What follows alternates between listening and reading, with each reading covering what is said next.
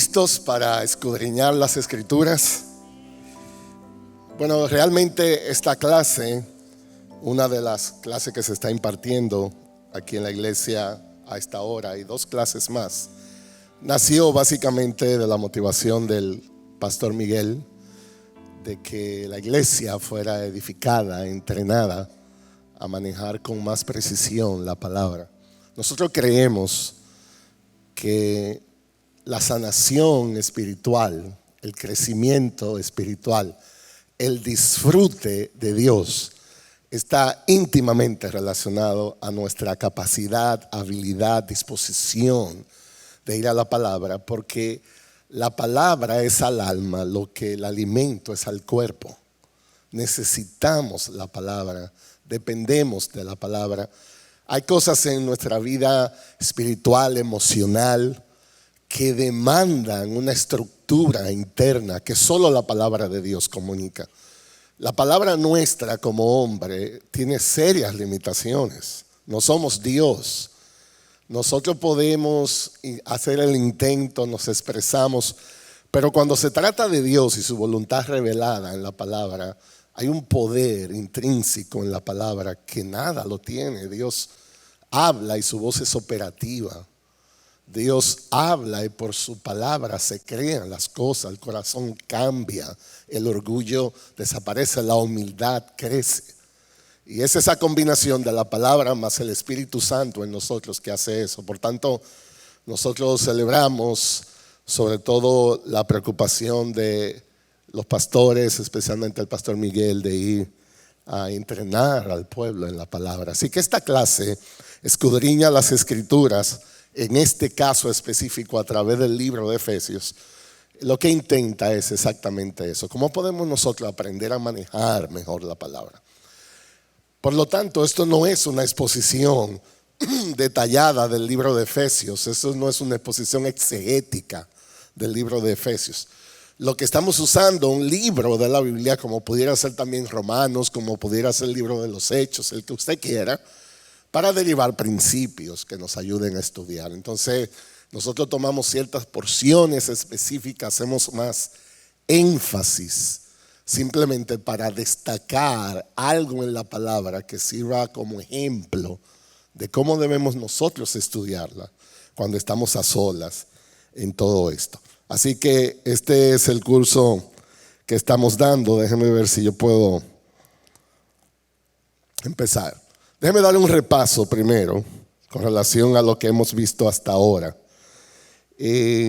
Una de las maneras que sobre todo a mí me encanta teológicamente entender es la modalidad y la dinámica como Dios habla en su palabra, especialmente en el Nuevo Testamento. Nosotros en teología hablamos de indicativos y hablamos de imperativos.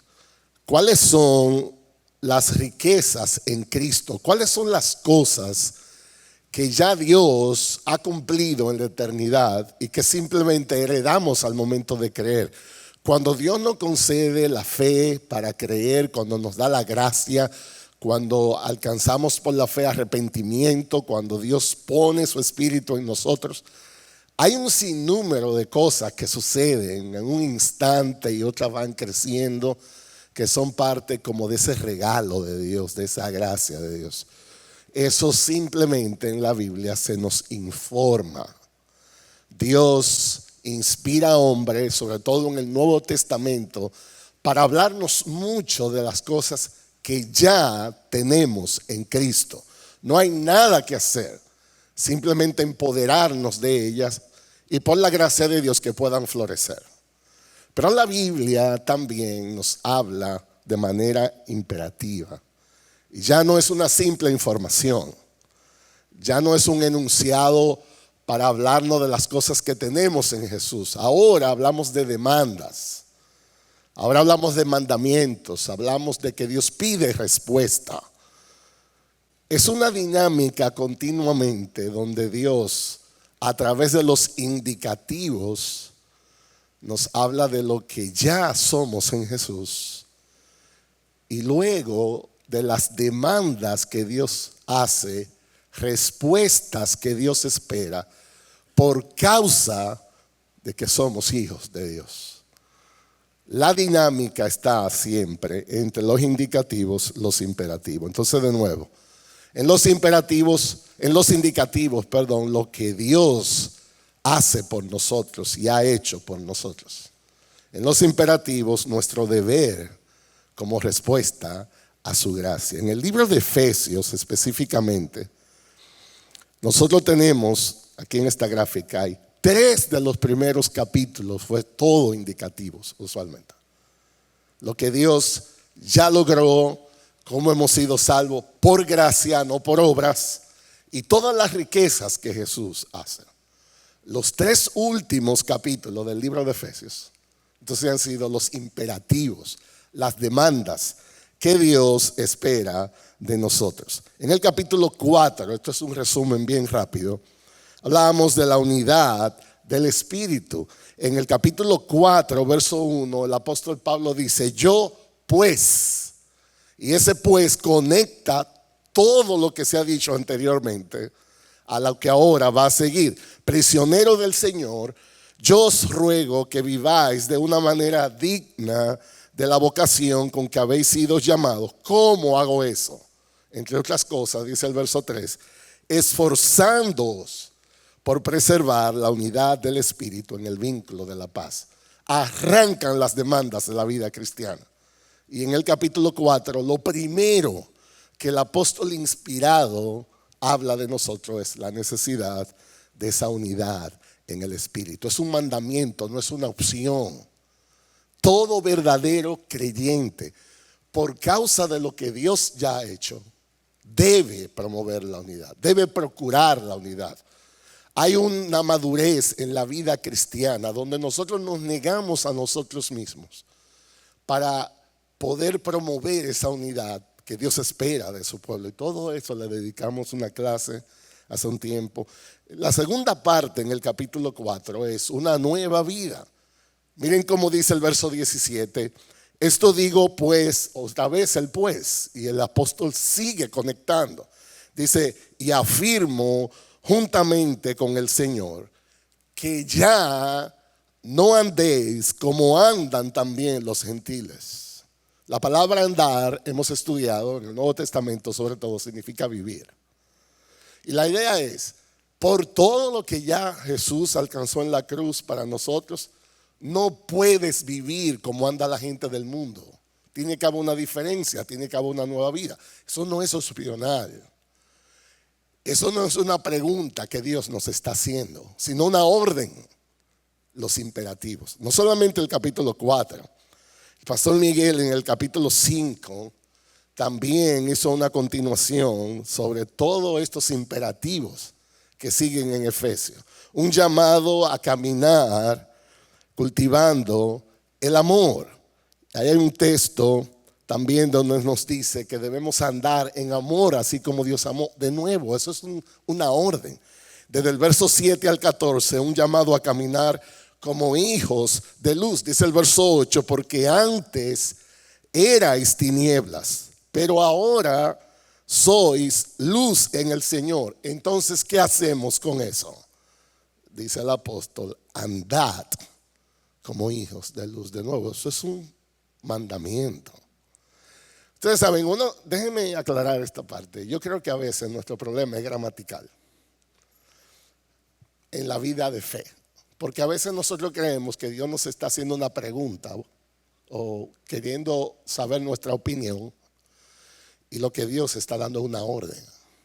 Son dos cosas muy diferentes.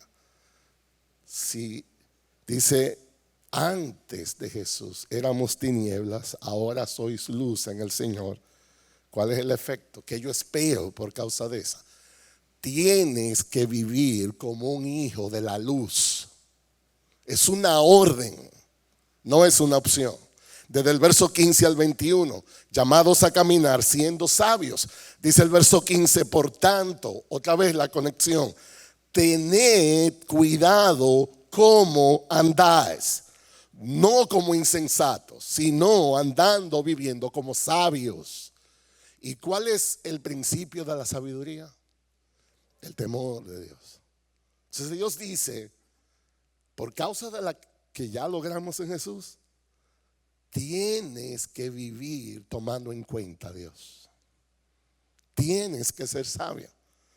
Y desde el verso 22 al 33, llamado a caminar en armonía matrimonial. Es la exposición más completa del diseño de Dios para el matrimonio.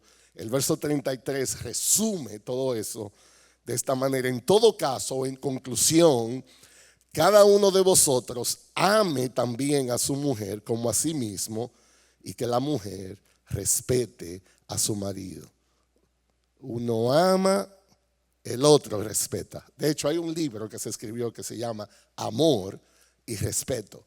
Es la descripción más completa que existe de este texto de Efesios en cuanto al rol del hombre y la mujer en el matrimonio. Miren rápidamente un resumen de los capítulos y los versículos en este libro de Efesios. Iniciamos el capítulo 1, 23 versículos, capítulo 2, 22 versículos, capítulo 3, 21. Arrancamos los imperativos de Efesios.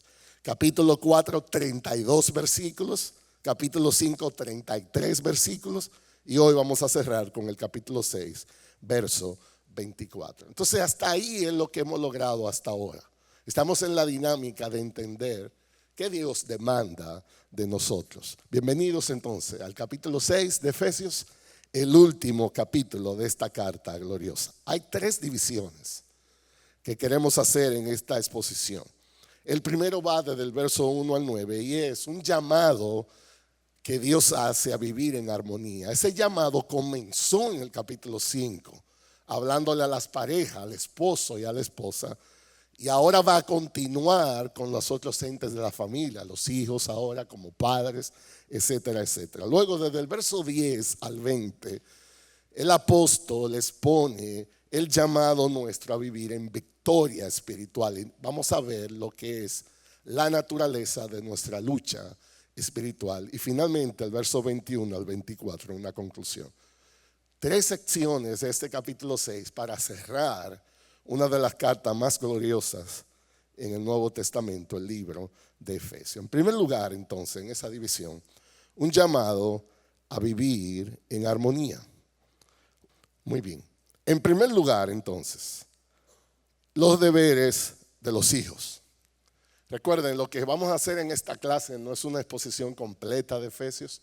Simplemente la idea es que podamos entender cómo podemos leer la Biblia con más entendimiento. Deberes a los hijos. Dice el verso 1, hijos, obedeced a vuestros padres en el Señor, porque esto es justo. Honra a tu padre y a tu madre. En ese llamado de vivir en armonía, una vez el apóstol habla a los esposos en su rol, ahora vamos con los hijos. El mandamiento es: debes de obedecer. De nuevo, es un imperativo. Ya Cristo alcanzó en la cruz la gracia en el Espíritu para responder a un mandamiento como este. Y Dios dice a todo hijo: debes obedecer. La razón que dice es que eso es justo. Y esa es una palabra muy interesante. No dice porque es conveniente. No dice simplemente como porque si te siente o no te siente. Dice porque es justo. El argumento entonces va a orden de la creación. Dios apela al corazón de los hijos a obedecer a sus padres porque Dios lo establece así. ¿Y cómo luce esa obediencia que Dios aquí prescribe para todos los hijos? Dice: honra a tu padre y a tu madre. Entonces, una de las cosas que aprendemos en la palabra es que Dios diseñó esto de tal manera que los hijos pudieran tener en alta estima a sus padres. Porque hay una relación en el diseño de Dios donde Dios bendice a través de los padres. Todo hijo está llamado por Dios a obedecer a sus padres. Y hay muchos aspectos de detalle. Más adelante yo quiero dar algunas cosas. Por eso lo único que estoy resaltando aquí ahora mismo es, primero, el mandamiento que dice obedecer, es un imperativo y que está asociado a una honra que dan a los padres. Dice el verso 2 al final, que es el primer mandamiento con promesa. Honra a tu padre y a tu madre, porque ese es el primer mandamiento con promesa. Entonces, nosotros hacemos una pausa aquí. ¿Cómo así que es el primer mandamiento con promesa? Bueno, cuando nosotros estudiamos los 10 mandamientos, tanto el libro de Éxodo como el libro de Deuteronomio toca eso. Son 10 mandamientos, las 2 tablas de la ley. Cuando va en orden esos mandamientos, nosotros llegamos a lo que es el quinto mandamiento. El quinto mandamiento dice algo como esto. Voy a leer la parte que está en Deuteronomio. Es lo mismo que en Éxodo 20.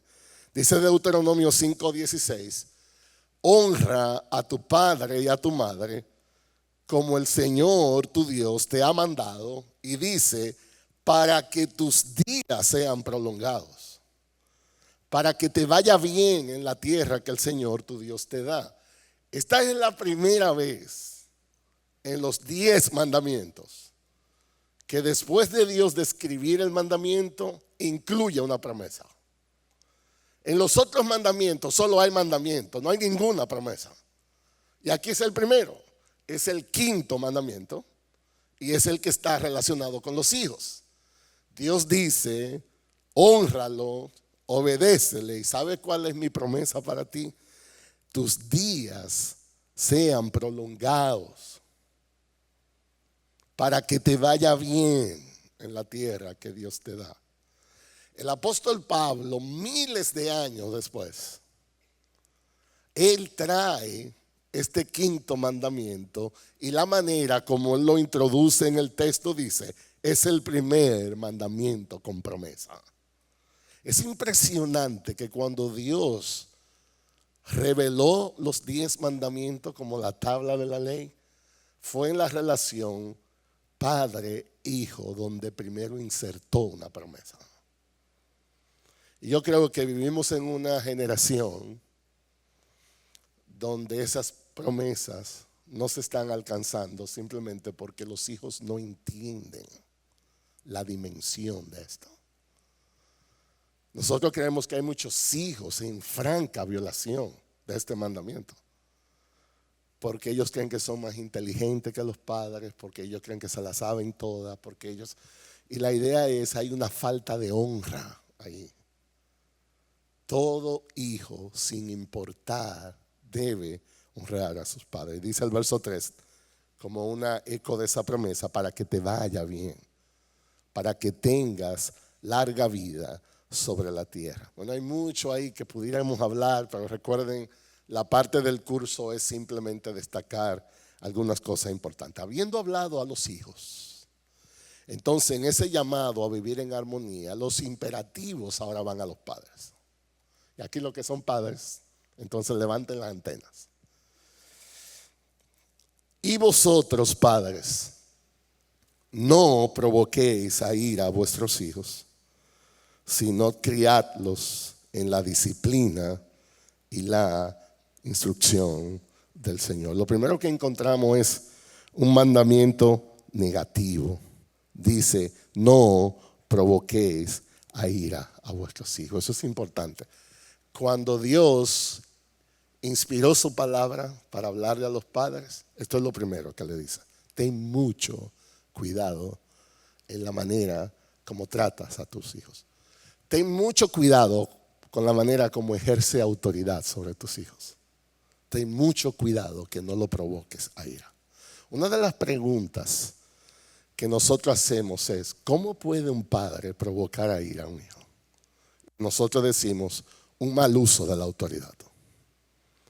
Hay padres que lo que ellos hacen con los hijos es que ellos esperan que complazcan todos sus caprichos. Hay hogares que le llamamos padrecéntricos. Y la idea es, depende de cómo papá se levantó. Si papá salió con el pie izquierdo, recojan, porque hay problemas en la casa. Si le fue mal en el trabajo o tuvo algún problema en el tránsito en la calle, todos nosotros pagamos en la casa. eso provoca a ira a un hijo. Dios nunca nos ha dado hijos para nosotros complacer todos nuestros caprichos. Cuando nosotros no hacemos un buen uso de la autoridad que Dios nos da como padres, tenemos el riesgo de que los niños simplemente se amarguen contra nosotros. Y yo he tenido, algunos de ustedes saben que yo trabajo en consejería, y yo he tenido casos tan dramáticos en cuanto a eso. Uno que yo recuerdo muy famoso es, estando todavía en los Estados Unidos dando consejería, este es un hombre abogado, casado con 2 hijos, ya maduro, ya una persona que va desarrollando su familia. Había problemas en la relación matrimonial porque este hombre vivía ensimismado en el trabajo, no había limitaciones para la cosa del trabajo. Y luego de muchas secciones de consejería, el problema es que él quería demostrarle a su papá que él no era un idiota, como su papá le decía. Él quería demostrarle a su papá que él no era un estúpido, como su papá le decía. El problema es que su papá ya tenía 7 años de muerto. Y todavía él seguía en eso. ¿Quieres matar a tu hijo? Empieza a decirle palabras como esas. Tú no sirves, tú nunca haces nada, tú eres un estúpido. Eso es provocar a ira a un hijo. Dios no nos ha dado los hijos para que nos complazcan en nuestros caprichos. Dios nos ha dado hijos para que nosotros lo acerquemos a Él. Entonces la parte negativa es no provoques a ira. ¿Y cuál es el mandamiento positivo? Sino criadlos en la disciplina e instrucción del Señor. Y se han escrito miles de libros, literalmente, descomponiendo todo lo que significa esa crianza, que incluye disciplina, que incluye instrucción. Nosotros debemos instruir a nuestros hijos, sobre todo en la palabra. Nosotros debemos inculcar disciplina a nuestros hijos, pero disciplina no quiere decir darle golpes. Disciplina es una administración donde nosotros elogiamos cuando el niño hace lo bueno y donde nosotros ponemos limitaciones cuando el niño no lo hace bien. Y hay gente que entiende la disciplina solamente negativo. Hay padres que solo hablan cuando el muchacho hace algo malo. El muchacho no sacó buena nota, hay un pleito en la casa. El muchacho no se portó bien en un sitio, hay un pleito. Pero cuando el niño lo hace bien, ¿qué hacemos? Entonces debe haber una compensación en todo esto. Y todo está en la palabra para guiarnos en esta vida de fe. Sobre todo que haya esa unidad, esa armonía espiritual. Dios habla a los hijos, Dios habla a los padres. No solamente eso, a los siervos, a los empleados. En el tiempo en que estas cosas se escribieron, todavía habían siervos, esclavos y cosas de eso. En nuestros tiempos podamos decir, usted es un empleado, entonces usted está en el versículo 5 aquí. Siervos, obedeced a vuestros amos en la tierra con temor y temblor, con la sinceridad de vuestro corazón, como a Cristo. Y lo que Dios está levantando la barra, como dicen los americanos, en la manera como debemos servir, en la manera como debemos cumplir nuestros deberes. Dice, con temor y con temblor, con sinceridad en vuestro corazón. Por ejemplo, como si fuera Cristo. Yo creo que nosotros, los empleados cristianos, debemos de generar una seria diferencia en la manera como cumplimos en nuestros trabajos. ¿Ustedes quieren ver más detalle? ¿Ustedes pueden creer que la Biblia habla de esto? Miren el verso 6. No para ser vistos como para los que quieren agradar a los hombres, literalmente como aquellos que hacen cuando lo están mirando. Eso es lo que el griego dice en el original. Entonces hay empleados que si el jefe está cerca, ellos están trabajando. Desde que el jefe da media vuelta, entonces ellos están en Facebook, están en todas esas cosas. Yo no me quiero meter en problemas con las redes sociales.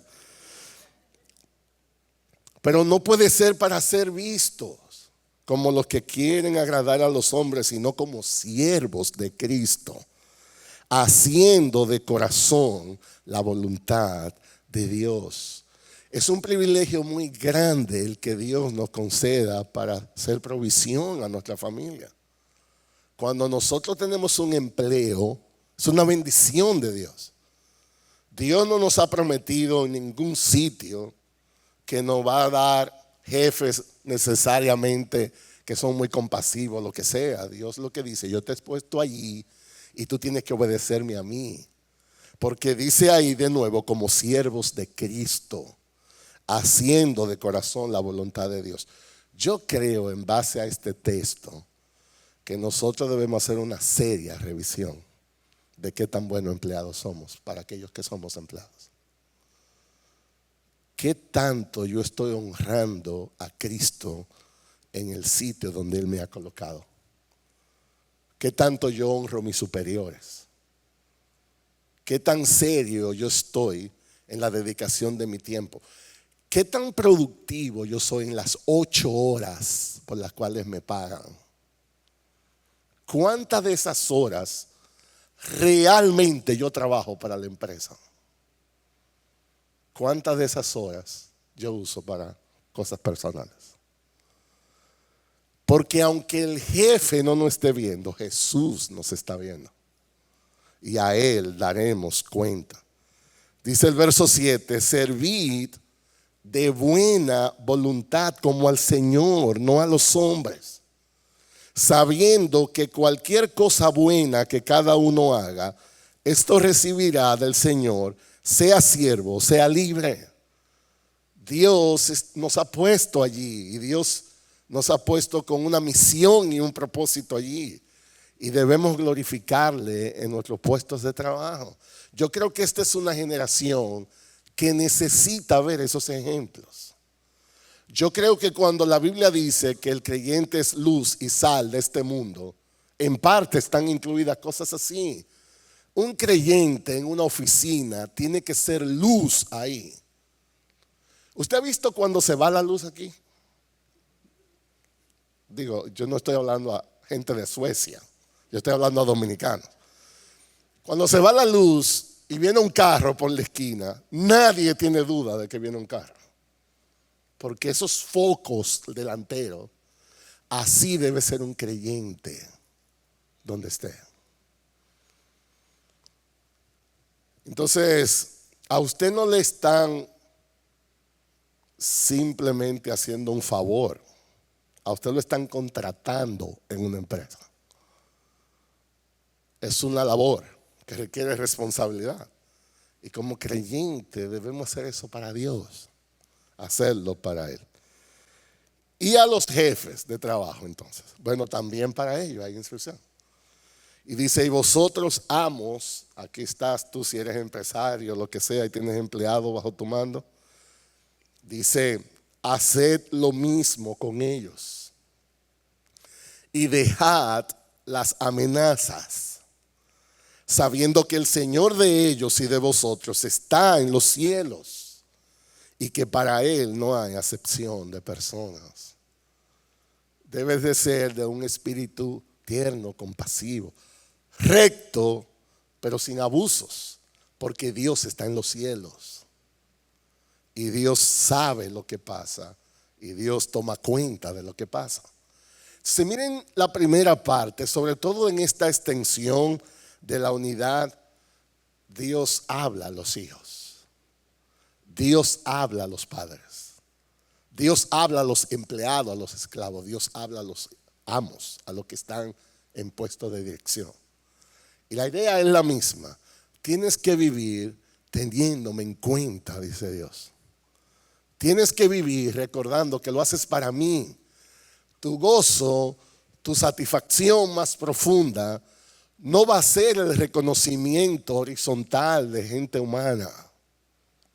La verdadera satisfacción, sin importar el nivel en que nos movamos, vendrá directamente de Dios, haciendo las cosas para Él. Muy bien, entonces en el verso 1 al 9 encontramos primero un llamado a vivir en armonía, sobre todo en el contexto de una comunidad esposos, hijos, padres, amos, empleados. En segundo lugar, y una de las secciones más importantes de esta carta, versos 10 al 20, lo que llamamos un llamado a vivir en victoria. Un llamado a vivir en victoria. Déjenme ir versículo por versículo y destacando. Lo primero, en el verso 10 dice, por lo demás. Déjenme decirle, en el idioma original, la frase que aparece aquí o la palabra que aparece aquí es como una conclusión de conclusiones.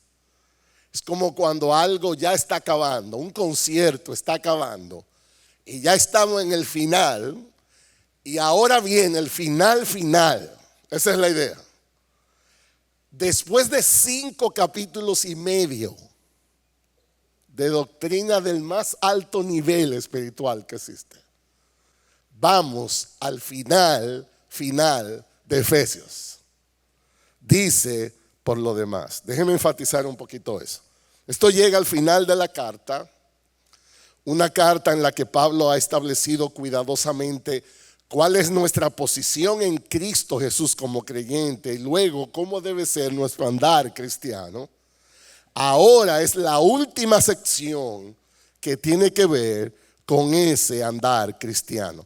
Es como si Pablo dijera, a la luz de todo lo que Dios ha hecho por ti, que ya te he explicado en 3 capítulos anteriores, a la luz de la gloriosa posición que tienes como un hijo de Dios, a la luz de su gran plan desde la eternidad en la que Dios te ha dado parte, a la luz del plan para la madurez cristiana y del crecimiento que Él da, a la luz de la conducta a la cual Dios llama a cada creyente a vivir, a la luz de ser lleno del Espíritu y de nuestro andar en el Espíritu.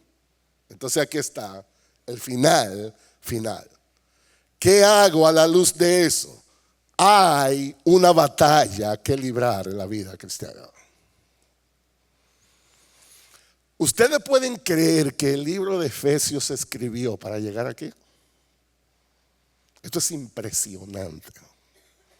Esto es impresionante. Los que han estado aquí en la clase completa, yo creo que no hay dudas de que el libro de Efesios es uno de los libros más gloriosos que hay en la Biblia. ¿Usted puede creer que ese libro se inspiró y se escribió para llegar a este punto aquí? Todo lo que Pablo ha querido decirnos con todo lo anterior es esta: cuídate. Si yo se lo pusiera en dominicano, lo que este versículo dice es, a la luz de esto, cuídate. Cuídate, cuida tu vida. Mira cómo lo dice el apóstol. Por lo demás, fortaleceos en el Señor y en el poder de su fuerza. En conclusión de todo lo que hemos visto, fortaleceos en el Señor. Es un lenguaje guerrero. En el poder de su fuerza. Revestíos con toda la armadura de Dios para que podáis estar firmes contra las insidias del diablo. Este es el final de Efesios. Cuídate. Hay una batalla espiritual. Toma fuerzas en los recursos que Dios ha dado.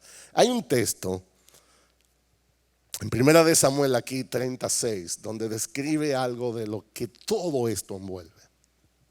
Dice, y David estaba muy angustiado porque la gente hablaba de apedrearlo, pues todo el pueblo estaba amargado, cada uno a causa de sus hijos y de sus hijas. Pero David se fortaleció en el Señor su Dios. Ahí está la idea. Las cosas no estaban bien. Era un momento histórico en la vida de David donde el contexto era muy deprimente.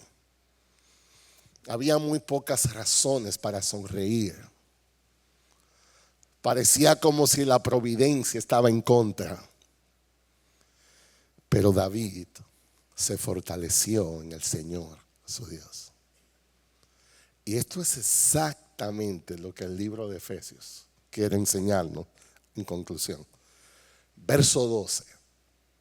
Porque nuestra lucha, no dice porque nuestras vacaciones, nuestra lucha no es contra sangre y carne. Eso es muy interesante. Nuestro problema, nuestro mayor reto, el más grande desafío en la vida cristiana no tiene que ver con gente. Escucha esto. Tu mayor problema no es tu esposo, tu esposa, o tus hijos, tu pastor, o tu vecino, tu jefe. Porque nuestra lucha no es contra sangre y carne. Entonces, ¿contra quién es? Contra principados, con S al final, plural. Contra potestades, con S al final. Contra los poderes de este mundo de tinieblas, con S. Contra las huestes espirituales de maldad en las regiones celestes. ¿Y qué significa todo eso? ¿Y quién sabe? Déjeme decirle, los teólogos mientras más estudian el pasaje menos saben. Pero lo único que sabemos es que es mucho. Los puritanos en el siglo XVI, que han sido la gente más iluminada en el estudio de la palabra, todavía hoy heredamos los estudios que ellos hicieron de la Biblia. En base a ese texto, algunos de ellos decían, la lucha espiritual luce más o menos así. Por cada creyente, Satanás tiene 500 demonios a tiempo completo.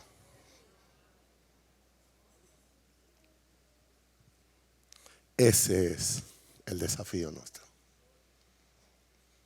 Todo Efesios se escribió para llegar aquí. El problema es que hay una lucha espiritual. El problema es que hay un ser que no le interesa que nos vaya bien. El punto es que hay un enemigo que tiene poder, que trabaja con estrategia, que tiene una oposición real, que desde el instante que nos levantamos ya hay una agenda para destruir. Cuando Pedro, en otro apóstol, en otra parte de la Biblia, quiso poner la misma idea en otras palabras, este es el texto, dice, porque nuestro adversario, el diablo, anda como un león rugiente buscando a quien devorar. ¿Usted ha visto un león rugiente? Déjame decirle, yo recuerdo cuando nuestros hijos estaban pequeños, mi morena y yo los llevamos al zoológico del Bronx en New York. Y cuando estábamos en la sección donde están los leones, nos acercamos porque estaban todas las verjas. Hubo un león de eso que abrió esa bocota así. ¡Uah! De eso hace 22 años y todavía yo escucho en el timbre aquí.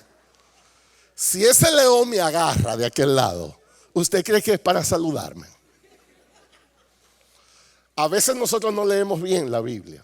A veces nosotros leemos ese versículo que nuestro adversario, el diablo, anda como una mascotica para pasarnos la lengua en el mueble mientras vemos televisión. Satanás le interesa una sola cosa, nuestra cabeza. Menos de ahí es inaceptable. Ese es el problema. Déjame decirle algo. Todo verdadero creyente en Jesús tiene seguridad de salvación. Nunca un verdadero creyente podrá perder la salvación. No la puede perder porque nunca la ganó. Se la regalaron. Eso está asegurado. Lo que un creyente sí puede perder y la pierde muy fácilmente es el gozo de la salvación. Eso sí. Satanás es un experto logrando que los creyentes pierdan el gozo de su salvación, y es una de las descripciones más miserables que puede existir. Una persona que es hijo del Rey de Reyes viviendo como un miserable. Eso lo hace Satanás. Él no va a poder lograr quitar nuestra salvación, pero nos quita el gozo, nos quita el propósito, bloquea las bendiciones muchas veces por causa del pecado. Dice, porque nuestra lucha es así, no es contra sangre y carne, sino contra huestes espirituales de maldad en las regiones celestes. Entonces, ¿qué hago? Dice el verso 13, un deber reiterado otra vez. Por tanto, tomad toda la armadura de Dios para que podáis resistir en el día malo y habiendo hecho todo, está firmes. Es exactamente una repetición del versículo 10. Reiterativamente otra vez el apóstol dice, toma la armadura de Dios. Hay una lucha espiritual. El desafío es que hay gente en contra, seriamente en contra, con mucho poder. Y nosotros necesitamos vivir con más sabiduría. A nosotros lo que nos mata en la vida cristiana es la simpleza. Nosotros coqueteamos con el pecado, ignorando que quien está detrás del pecado tiene poder para arruinar nuestra vida espiritual. Ese es el problema. Lo que viene entonces ahora es una exposición de eso. Yo recuerdo cuando yo era profesor de escuela dominical, yo enseñaba todas estas cosas a los niños y yo creo que los niños son uno de los experimentos más interesantes para uno crecer como maestra. Era muy difícil para ellos entender esto y entonces usábamos de gráfica, así que yo lo estoy tratando como niños esta noche a ustedes. Lo que el apóstol va a hacer es esto. Él hace una ilustración de un soldado romano en la manera como el soldado se armaba para ir a la batalla. Y es, por así decirlo, una ilustración muy poderosa de lo que un creyente debe de hacer. Un soldado tenía un yelmo, un casco de la salvación arriba, protegía su cabeza del ataque. Tenía un escudo para la parte defensiva, eso es la fe en el caso de un creyente. En su pecho había una coraza que él se ponía para proteger el corazón, sobre todo esas cosas. Un cinto de la verdad, eran vestidos largos y por tanto había como un cinturón donde se amarraban para hacer más fácil deslizarse, caminar, correr. Había una espada que era la parte ofensiva que ellos usaban y unos calzados especiales que usaban. Lo que el apóstol inspirado va a hacer es que va a tomar exactamente la descripción de un soldado y va a traer aplicaciones a la vida espiritual. Así como un soldado necesita herramientas para poder combatir, el creyente también. Aquellas son armas físicas, las nuestras son armas espirituales y las necesitamos ahí. Miren la descripción, dice el verso 14. Está pues firmes, ceñida vuestra cintura con la verdad, revestidos con la coraza de justicia, calzados los pies con el apresto del evangelio de la paz. El apóstol empieza a hablar de cómo el cinturón aquí es la verdad nuestra, amarramos nuestros pensamientos con la verdad, protegemos nuestros pechos con la coraza de la justicia de Jesús. Los calzados sobre los cuales descansamos es el evangelio, las buenas noticias de salvación. Dice el verso 16, en todo tomando el escudo de la fe. Lo que es el escudo para un soldado es la fe para nosotros. ¿Qué hace el escudo de la fe? Con él podréis apagar todos los dardos encendidos del maligno. Cuando el maligno te dice, tú no eres cristiano, porque un cristiano no hace lo que tú hiciste. Cuando vienen las acechanzas de Satanás, los dardos de fuego, ¿cómo tú te defiendes contra eso? Y dice el apóstol, necesitas un escudo, necesitas fe. Y fe es la certeza de lo que se espera, la convicción de lo que no se ve. Y la manera de responder a los ataques de dudas que Satanás trae es trayendo la fe al corazón. Dice, tomad, verso 17 también, el yelmo de la salvación. Dios te salvó en Jesús, una salvación que vino por gracia, no por obras, te lo regaló. Nosotros necesitamos estar afianzados en esa verdad.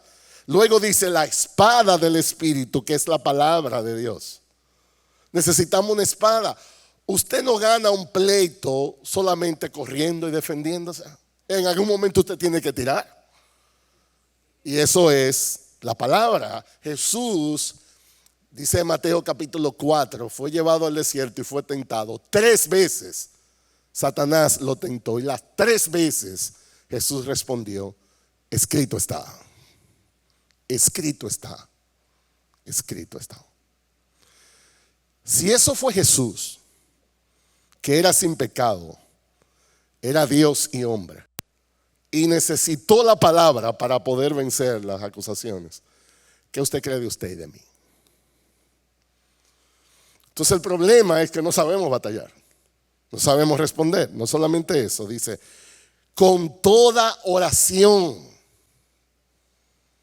no dice con alguna, con toda oración y súplica, orad en todo tiempo en el Espíritu.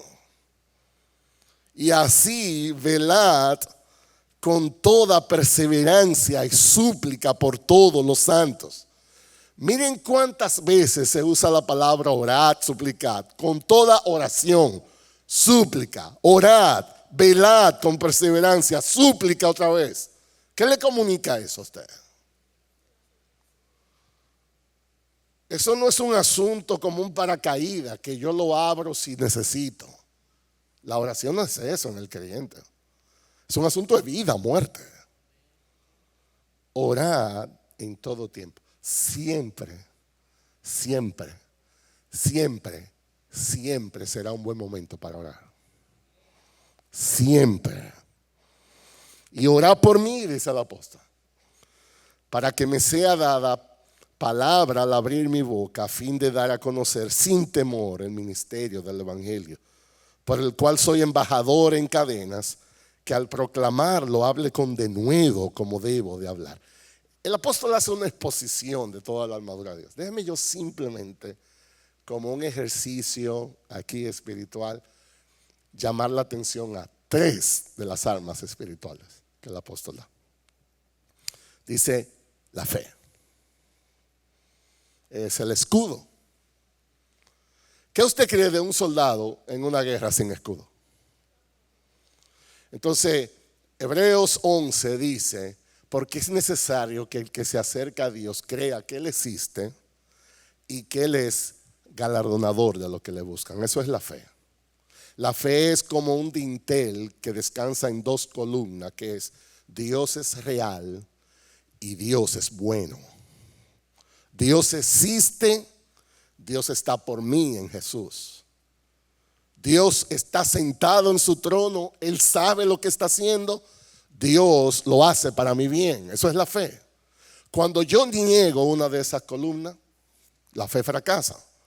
Si yo no creo que Dios es real, que Dios esté en control, que no importa lo que me esté pasando, Dios sabe lo que está haciendo, entonces tengo problema de fe, va a haber un problema. Si aun cuando creo que Dios existe y es real, entonces yo creo que Dios está en mi contra.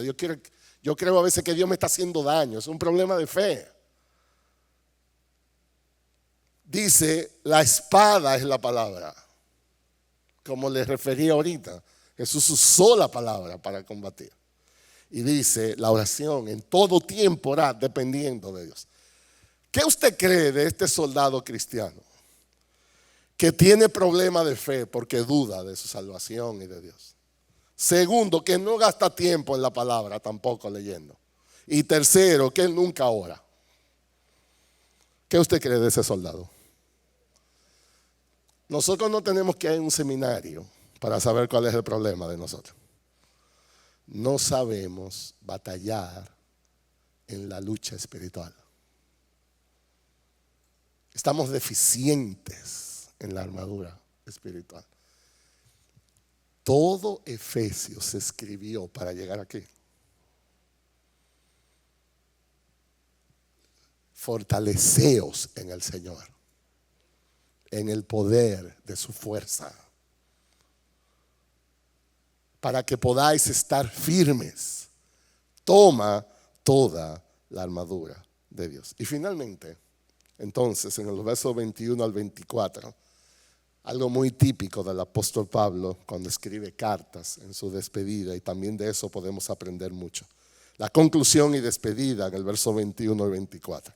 Dice el verso 21, pero a fin de que también vosotros sepáis mi situación y lo que hago, todo os lo hará saber Tíquico, amado hermano y fiel ministro en el Señor. Es impresionante que en una carta el apóstol Pablo vaya por nombres tan personales. Esto tiene una importancia inmensa. ¿Quién es este hombre que el apóstol Pablo le confía algo tan especial y cerrando una carta le habla? Bueno, Tíquico aparece 4 veces su nombre relacionado al apóstol Pablo. Miren rápidamente. En Hechos 20 al 4 dice que lo acompañaban Sópater de Berea, hijo de Pirro, Aristarco y segundo de los tesalonicenses, Gallo de Derbe y Timoteo, Tíquico y Trófimo de Asia. Yo creo que cuando los niños se portan mal, uno tiene que ponerle nombre como esto para ayudarlos. Pero aquí está Tíquico en Macedonia, estaba acompañando a Pablo. No solamente eso, Colosenses capítulo 4 verso 7, en cuanto a todos mis asuntos, dice Pablo. Esto es la despedida de Colosenses también. Os informará Tíquico, nuestro amado hermano, fiel ministro y consiervo en el Señor. Otra vez del individuo ahí.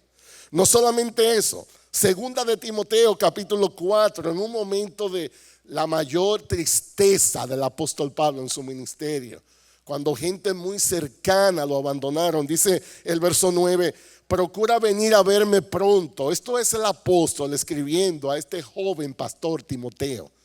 Pues Demas me ha abandonado, habiendo amado este mundo presente, y se ha ido a Tesalónica.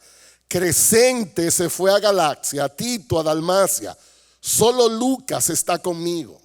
Toma a Marcos y tráelo contigo, porque me es útil para el ministerio. Y dice el verso 12, pero a Tíquico lo envié a Éfeso. Otra vez el individuo ahí. Y no solamente eso, en Tito capítulo 3 verso 12, también en la despedida, dice, cuando te envíe a Artemas o a Tíquico, procura venir a mí en Nicópolis, porque he decidido pasar allí el invierno. Qué gran hombre de Dios era este. Fue usado con mucha frecuencia como colaborador, como mensajero de Pablo. Este no era el hombre de alcanzar créditos. Este era un hombre que estaba allí apoyando al apóstol para el llamado que Dios le había hecho. Y miren cómo habla aquí en la conclusión de Efesios el apóstol de él. Dice el verso 22, a quien he enviado a vosotros precisamente para esto, para que sepáis de nosotros y para que consuele vuestros corazones. Aunque el nombre no suena muy atractivo, Tíquico hizo una labor excepcional en el avance del reino. Estuvo acompañando al apóstol, conocía su corazón. Tenía el apóstol la confianza para enviarlo a reportar de él. Y lo más importante, dice, él puede consolarle en vuestros corazones. Nosotros debemos ser imitadores de hombres así. Que podamos estar apoyando la obra. Que podamos ser hombres y mujeres que Dios use para consolar. Y aquí están los últimos 2 versículos. No solamente del capítulo 6, sino de toda la carta de Efesios. Esa es la manera como el apóstol se despide. Paz sea a los hermanos y amor con fe de Dios el Padre y del Señor Jesucristo. Y la gracia sea con todos los que aman a nuestro Señor Jesucristo con amor incorruptible. El apóstol enfatiza, paz sean a todos gracias sean a todos. Una de las cosas que llama la atención, y yo quiero enfatizarles, que el apóstol Pablo cierra la carta en la misma manera como empezó. Miren una comparación de Efesios capítulo 1, los primeros versículos, con Efesios capítulo 6. Él habla de gracia en el verso 1 y él habla de paz en el verso 2. Impresionante. Dos gracias que él exalta al inicio de la carta, al final de la carta. Dios nos ha dado en Jesús su gracia. Es una de las cosas más gloriosas que Dios ha hecho por nosotros. Dios nos miró y a pesar de lo que miró, decidió darnos su gracia. Y cuando la gracia de Dios se manifestó y su bondad para con nosotros, dice Tito, entonces nos amó. Todo inicia en la gracia. Todo inicia en ese favor inmerecido que Dios decide otorgar para sus hijos en Jesús. Y uno de los primeros efectos que esa gracia de Cristo debe producir en nosotros es paz. Y es una de las cosas que yo quisiera enfatizar ya cerrando nuestro tiempo aquí. Paz. Si tenemos esa gracia, debemos ser agentes de paz. Una paz que comienza primero en nosotros mismos y una paz que debe ser reflejada alrededor. Uno de los regalos más hermosos que como creyentes podemos disfrutar es estar en paz con Dios. En paz con Dios. Cuando Jesús habló de esto a sus discípulos, dijo: mi paz os dejo, mi paz os doy. Yo no doy la paz como el mundo. Y es interesante que Jesús hizo esa diferencia, porque el mundo vende una paz. Hay una paz fabricada. Hay una paz directamente dependiente de cosas temporales y pasajeras. Y Jesús quiso aclarar que Él no hablaba de eso. Es una paz que viene como fruto del Espíritu. Uno de los regalos más gloriosos que como seres humanos podemos disfrutar es estar en paz interna. Solo Dios da esa paz. Déjeme ilustrárselo. Y yo estoy cerrando ya. Una vez hicieron un concurso entre pintores, artistas del lienzo, de los pintores más destacados que existían. Y el premio era, en un tiempo X que le iban a dar, el pintor que mejor pudiera plasmar en el lienzo lo que es la paz. 100 de los mejores pintores que existían lo convocaron y empezó el concurso. Entonces la mayoría de ellos, todos estaban en un salón, dibujaban un amanecer, un atardecer. Eran cuadros que de usted verlo se dormía casi. Y todos iban ahí. Cuando llegó el final, adivinen quién ganó. Una cosa sumamente extraña. El cuadro que ganó el concurso no dibujó nada de eso.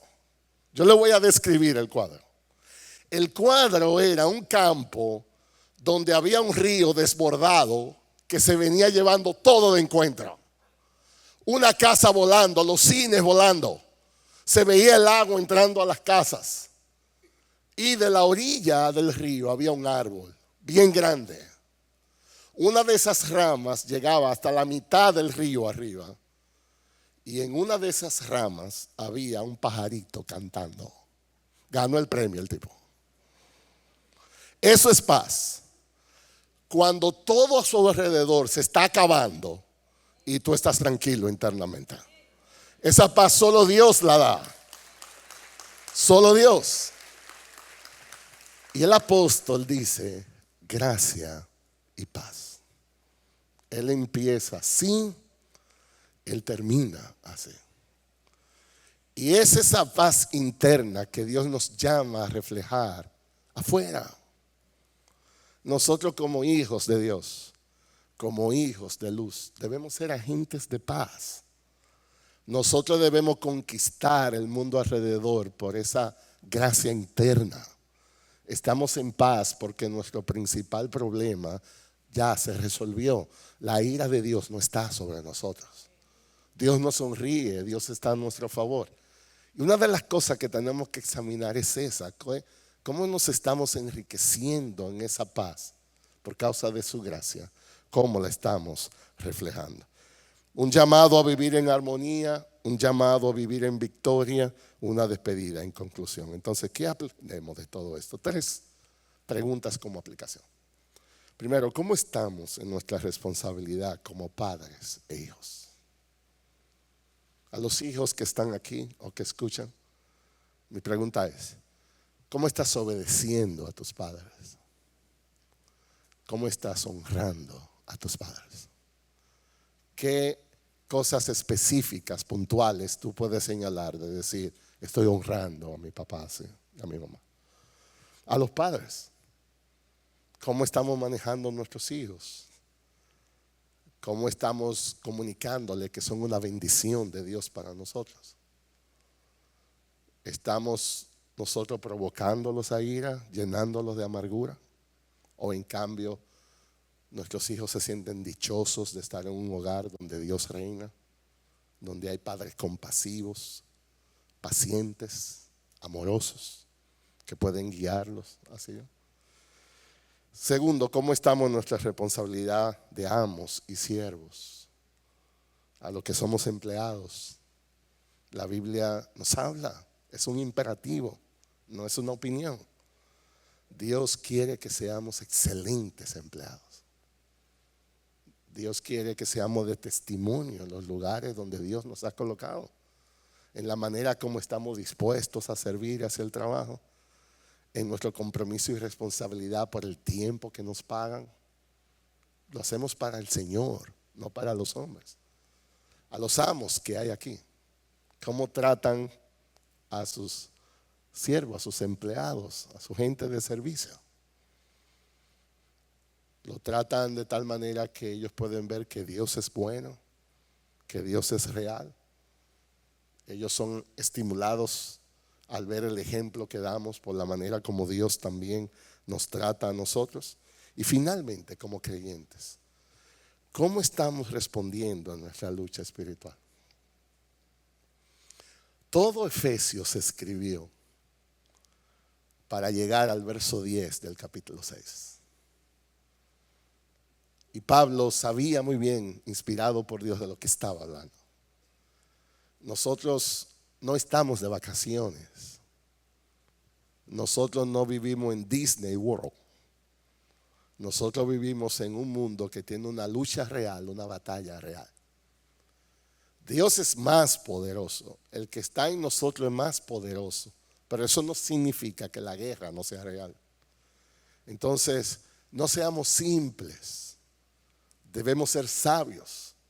Debemos tomar la armadura de Dios. Y especialmente debemos ser celosos en orar y velar.